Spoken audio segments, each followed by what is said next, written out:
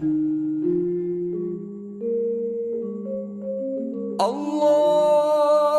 Akbar,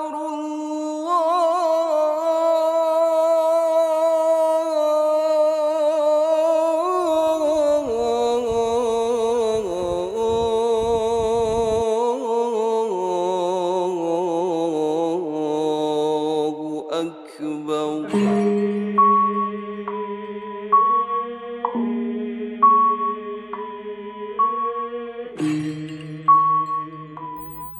Manusia terlahir di dunia atas kuasa Sang Akarya Jagat, sebuah bentuk penciptaan yang paling sempurna.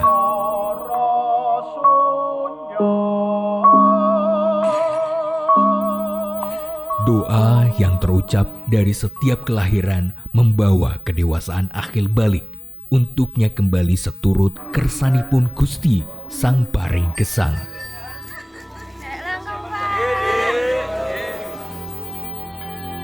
Memusatkan satu titik menuju ketenangan jiwa. Manunggaling kawulo kelawan Gusti.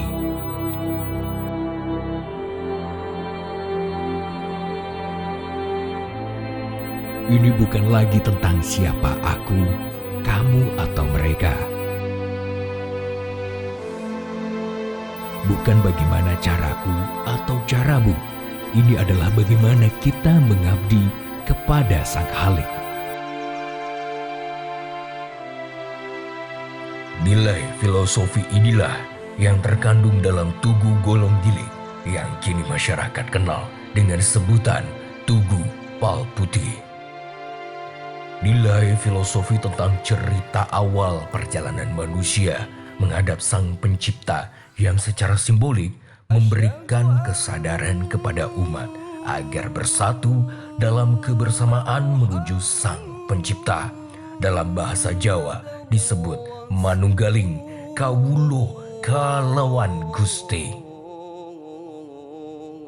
Dari sisi pemaknaan filosofis Tugu Pal Putih adalah langkah pertama menuju ke alam keabadian. Leluhur mengajarkan ngabekten kepada Sang Paring Gesang sudah sejak ratusan tahun silam di bumi Yogyakarta. Alam menjadi media komunikasi antara manusia dengan penciptanya. Labuh itu labuh nyebar, mulai petani mau nanam padi. Bopokoso Ibu Pertiwi, kula titip gabah utah sejudu, tebihno sangsarane cedakno keselamatane. Endek biyet dhuwur dadi saking kersane Allah. Bismillah. Nah, ini dari nenek moyang meninggalkan tata cara untuk prosesi tabur padi atau labuh padi untuk musim penghujan pada saat ini. Lelaku ngabekten senantiasa dilakukan dengan ketekatan bulat, kepasrahan jiwa dan kemurnian hati dalam sebuah filosofi golong gilik. Golong gilik mengandung makna bulat, utuh dan padat sebagai perlambang kebulatan tekad. Pangeran Mangkubumi yang juga dikenal sebagai Sri Sultan Hamengkubuwono I menyimbolkan dalam sebuah tugu yang berdiri di pusat kota Yogyakarta, di mana melandaskan semua itu berdasar kehidupan masyarakat saat itu, di mana masyarakat bersatu kepada raja untuk melawan penjajah yang hendak merebut Yogyakarta.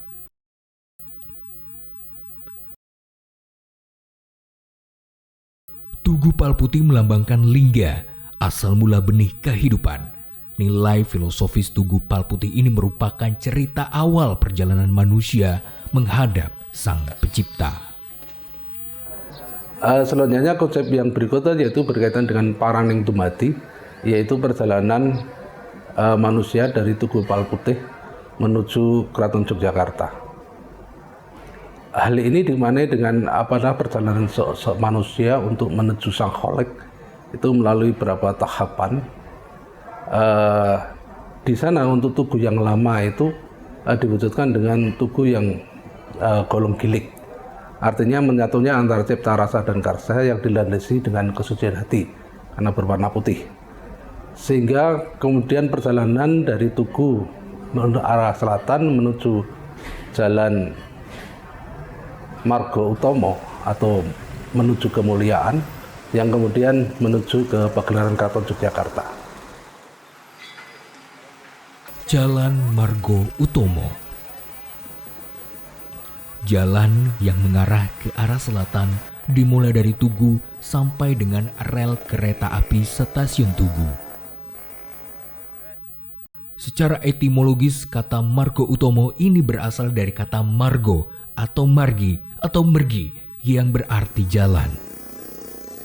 Sedangkan Utomo berarti utama. Margo Utomo ini berarti jalan keutamaan. Makna secara filosofisnya adalah manusia harus mengerti keutamaan dan berjalan dalam keutamaan itu.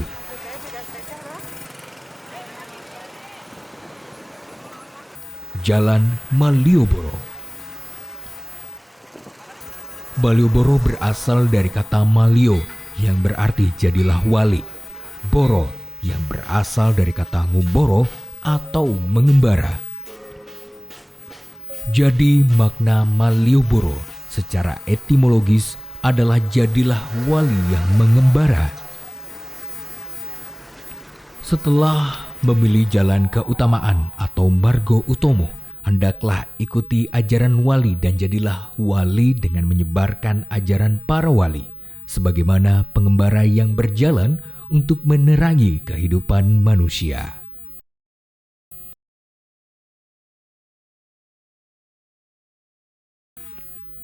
Jalan Margo Mulyo.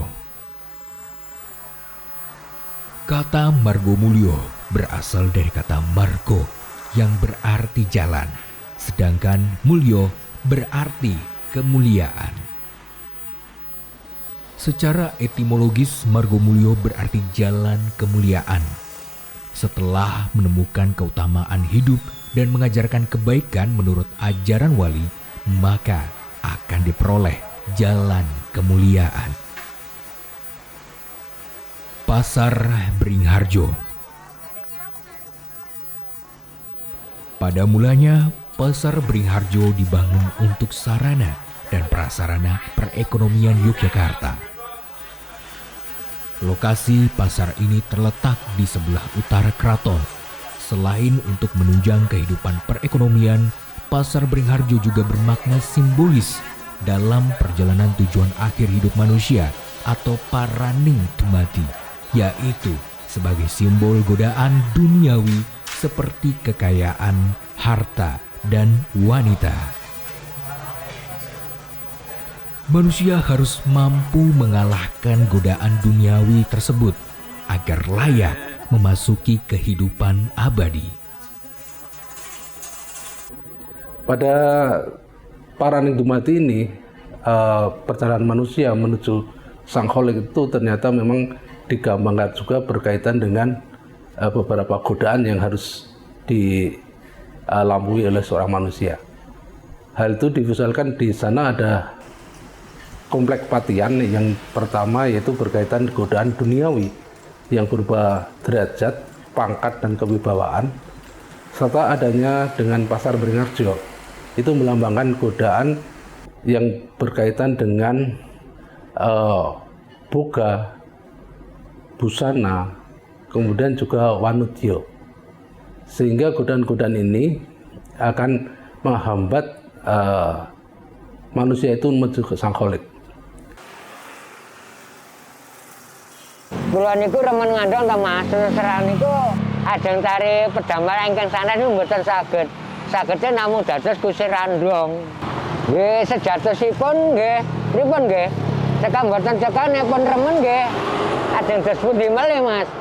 Soale pun kesenengane Gusti Randong Mas.